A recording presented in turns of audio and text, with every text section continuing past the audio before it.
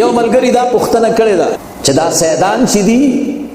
دا یوازې اولاد د فاطمه الزهرا رضی الله تعالی عنها ده د رسول الله مبارک خو نور لورګانې وي او دغه رنګ د فاطمه الزهرا رضی الله تعالی عنها لورګانې وي او زامن وي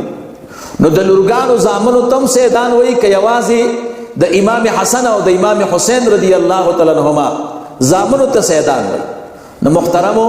دا یوازې د فاطمه الزهرا رضی الله تعالی عنها خصوصیت ده او بیا داغه په اولاد کې صرف د دې دوه زامنو خصوصیت ده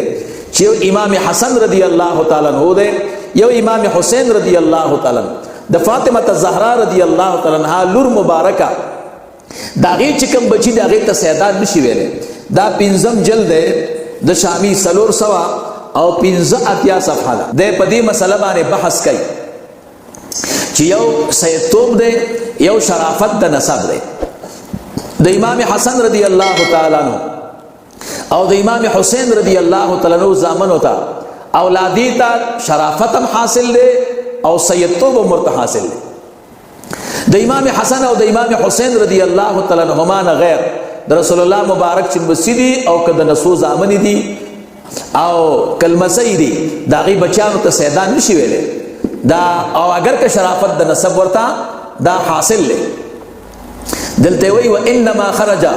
اولاد فاطمه وحدها للخصوصيه التي ورد بها الحديث وهي مقصوره على ذريه الحسن والحسين لكن مطلق شرف الذي للآل